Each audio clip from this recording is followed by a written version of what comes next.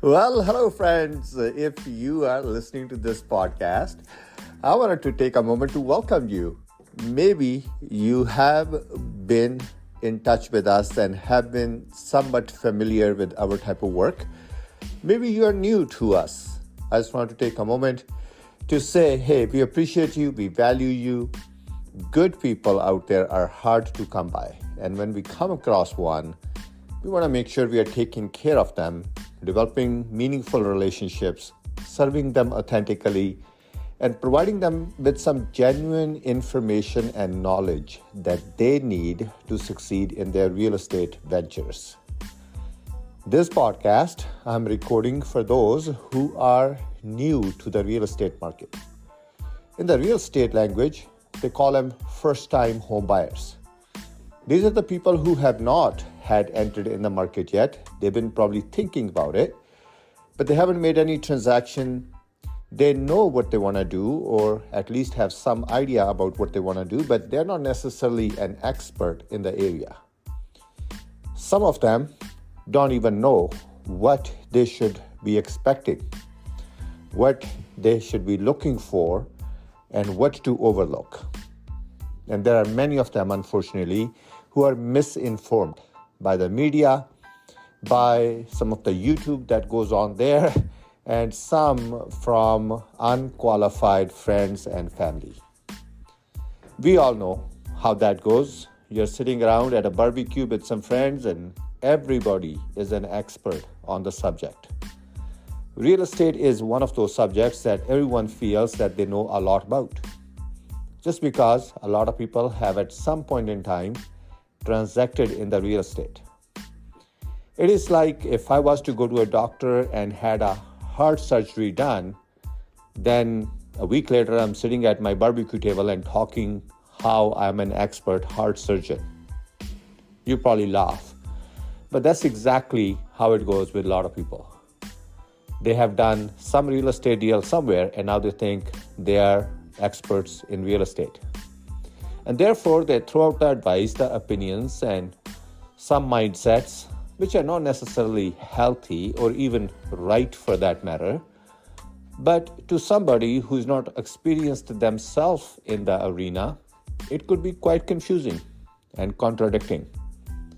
And of course, there is always this little feeling of pride and prestige.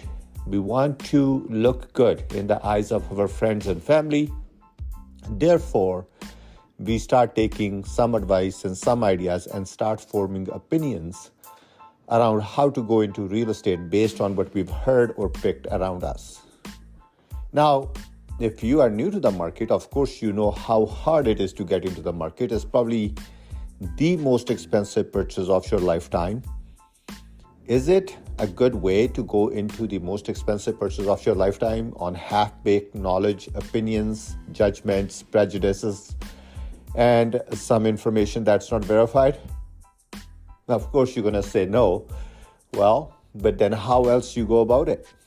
Because there is really no solidified way to educate yourself.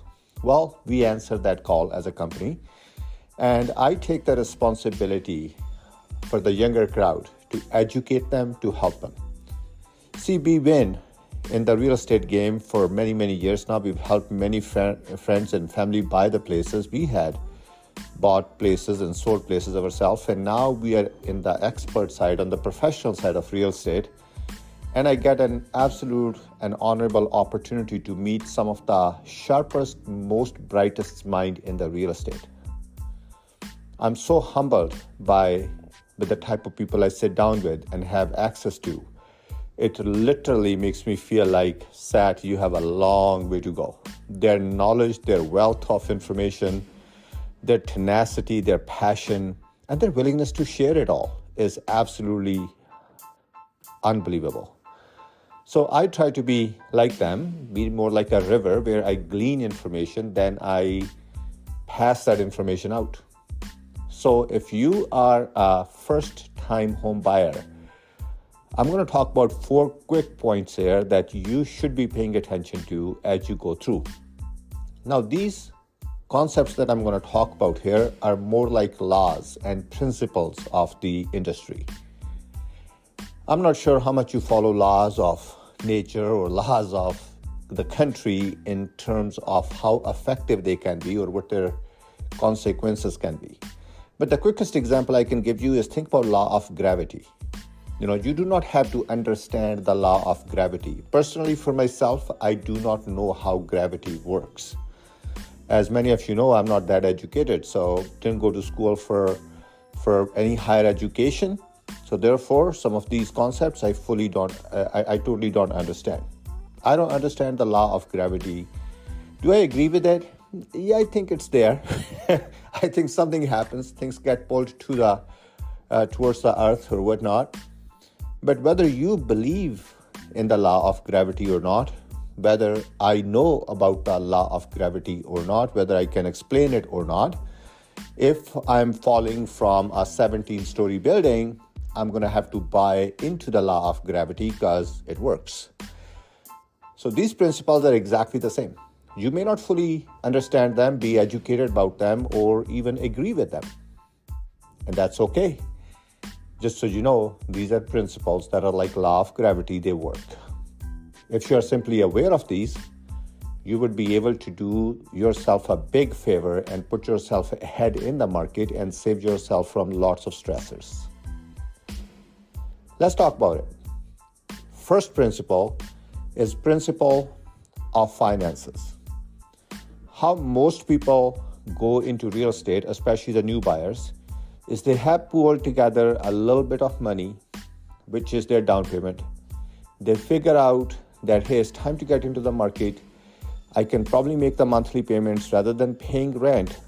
Let's go buy the home, and then I can make the monthly payments. That's about the extent most people think about finances when they're buying their real estate. And this is true not just for the first timers, this is true for many third, fourth, fifth, sixth timer real estate buyers.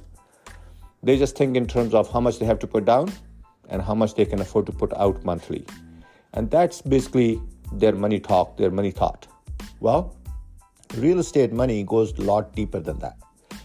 You also want to be mindful about what kind of closing costs are there, what kind of taxes are there, what kind of other expenses are there like utilities, taxes. If you are buying an apartment or a condominium or a townhouse, there would be strata to look after.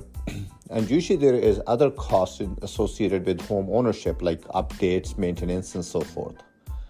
You want to be mindful of all of that. But there are two other costs that you want to be very mindful about. One of them is cost of mortgage. See, your mortgage costs you a lot of money with interest rates and so forth. You want to be very mindful of that. Is what is it going to cost you over the next 4 or 5 years? Another way to be mindful about money is you want to be mindful about profitability. I'll talk more on this subject a little bit later on. If you take a deep dive and get really knowledgeable and gain all the information you can on the finances, you'd be that much more confident, that much more aware, that much more clear when you go to the market. And why is that important? Because when you go to the market, you are competing with other buyers and sellers out there. Now imagine you being fully prepared, educated, knowledgeable, and enlightened with exactly what it's going to take. And somebody else on the other end who's probably competing with you in the market is not. Who do you think is going to win? So the knowledge and education and preparation gives you the edge in the market, and it allows you to win. It turns into monetary awards. I've seen it happening time and time again, where people who are prepared and clear and have the knowledge of, they end up making deals $10, $15, $20, $30,000 cheaper than the ones who are not. So it works to your advantage to educate yourself on this and take a little bit of time and educate yourself on entirely on what it takes to finance the property. Second part of that financing story is what it takes to qualify for a mortgage. Most people think qualifying for mortgage is just income and credit history. Those two play a big role in mortgage qualification, but there is a whole lot more. Usually it is income and credit history, but that income have to also be stable and long term. And it also has to be growing because your expense is growing. You also have to have the property that evaluates at the money that you're looking to borrow from the bank. The debt service ratios also come into the play there. You also need to look at your ability to buy back that mortgage, like be able to pay it off quicker if you wanted to. Can that be done? Because that could save you a lot of money in the long run. So you want to look at all of these areas. You do not go in and try to delve into everything all at once, because of course that would be overwhelming. So how do? You listen to a podcast like this, you check out one area, you ask some questions, you stay connected with somebody who's leading you through this, and you basically take it upon you to learn about one or two areas, one or two things at a time. And you'd be surprised, as vast as this subject looks, if you dedicated 2 or 3 hours to study this just one subject of financing, you'd be ahead of 90% of the people in the market. It doesn't take long. Yes, you need to learn about a lot of different aspects, but that doesn't mean you have to take 2 or 3 weeks to learn it. You can literally learn it all in 2 or 3 hours. So be sure you learn about the financing, because that principle of financing is absolutely a big one. Next one is principle of people. See, real estate and mortgages are such games that involve a lot of money. When you're on the buying end of real estate or even selling end of real estate, you have your emotions involved in it. This is probably your first home, especially if it is your first home actually. You have lots of emotions. You have hopes, you have aspirations. This is something where you're starting your life. Maybe you have a couple of little dreams. You also are watching your budget. This is your first home. So there is a lot of motion in that bag. And that emotion sometimes is not the best strategy when you go to market to buy the property. So you need somebody who understands your emotions and values them and is empathetic towards it, but at the same time is also level-headed and knowledgeable and knows how to negotiate a good deal, so that there is somebody who you are utilizing, who you trust, who is sort of like a barrier, who doesn't let your emotions seep out into the market and keeps things in check for you and with you to make sure that you're not making any mistakes. I've seen time and time again when people haven't done that. They just went out, hired a realtor or a mortgage broker, and realtor and mortgage broker didn't necessarily understood this people game, and client said something they want to do and realtor helped them do that, and 3 months later client is tied into a mortgage for 6 years on a wrong deal, or they bought or paid a lot for the property than they should have had they talked to somebody who was able to lead them through people game. Another aspect of this people game is your ability to glean from those people. See, every time you give your business to somebody, you are opening a door of value to some expert out there. Now, one of the things you should be looking at is who is this person connected to, and is it possible for you that by doing this deal, you could have some doors opened for you for future? I mean, you're going to buy the house anyways. Why not utilize this opportunity to also build a network and build relationships with people who are vested into the real estate game, so that you can utilize those relationships to win more opportunities and more deals and more equity down the road? Why just throw away your business and just buy the house? Why not buy the house and gain access to some good quality minds and people with that business? You can do that. So I'll encourage you to look at the people side of your deal as much as you want to look at the house side or the property side of your deal. People principle is big. You will win or lose in your real estate journey from the beginner to an expert based on the people you connect with and who is leading you and who you are following and who you are learning and gleaning from. Make sure whoever you're following is worth following. A lot rides on that. People principle is big. So we talked about finances. We talked about people. Let's talk about the third principle, and this is the principle of profitability. What happens when new people are looking to buy the place in the market? They're excited about it. They've probably been waiting to get in the market, and they finally got their money together, and they finally got approved, and they can't wait to get into the market. And what do they do in that motion again is they end up looking at some property and totally be blindsided by the emotion and the excitement of it and end up buying the property, which is not necessarily a wrong thing. It is a good thing because some of your dreams and goals are coming true. You worked hard for this. It's great to accomplish that goal. But hear me out there. What happens is when you are buying the properties or selling the properties, there is lots of money involved. Properties can make you profits. Every time you buy a property, you should keep the profitability of that property in mind. How do I mean by that? Let's say two people are buying properties. One is buying them for $500,000, $500,000, and they're buying a brand new apartment in some nice town, wherever you want to think about. Another one is buying a place as well, and they're also buying it for $500,000. And they're buying in the town as well. They're also getting a bit of a nicer place. But the one who had profitability in mind, his $500,000 apartment 4 or 5 years down the road have an opportunity to grow equity in it. Maybe it needs a little bit of work. Maybe it has nice view. Maybe it's an area where it would increase more in the value than the other one. So what happens is 5 years later, they both go to sell that apartment. And the first one who didn't have profitability in mind, let's say they sold it for $600,000, they made $100,000 profit. And the one who had profitability in mind, let's say they made $620,000 profitability. Okay, now you may say, well, that's not that much, but think about it.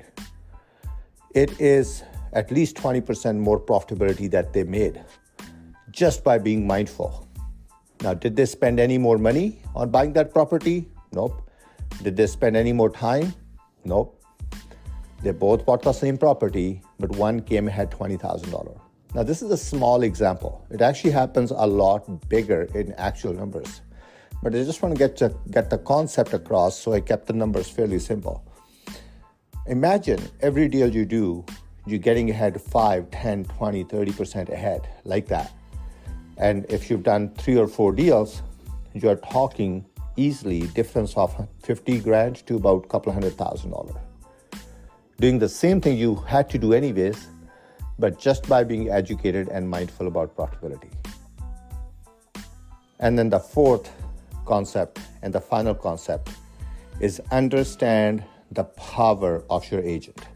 See, we talk about assets in the business. There are 2 types of assets in the business: money assets, property assets, and your agent is your asset. Unfortunately, sometimes an agent can also be your liability.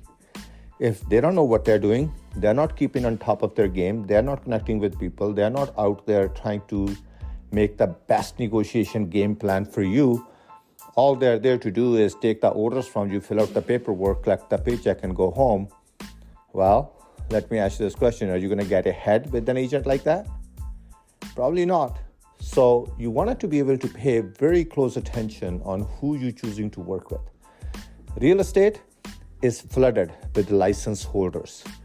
But just because somebody is certified doesn't necessarily mean they qualified to help you out. These 4 principles that I shared with you can work for you, they can stay neutral, or they can work against you if the other side is doing it. But if you take time to learn and understand these 4 principles, especially when you're new to the market, you'd be surprised how much further ahead you can be in the market. My name is Sat Manju. I do relationship-based business. We like to keep things genuine, authentic, no pressure, and very relaxed, fun type of business. I love helping people succeed. I love people getting ahead. And since real estate and mortgages is my areas of my expertise, I like to make sure I'm adding value to you. If you'd like to give us an opportunity to work with us or learn more about us, you can do so at satmanju.com. Take care. Bye for now.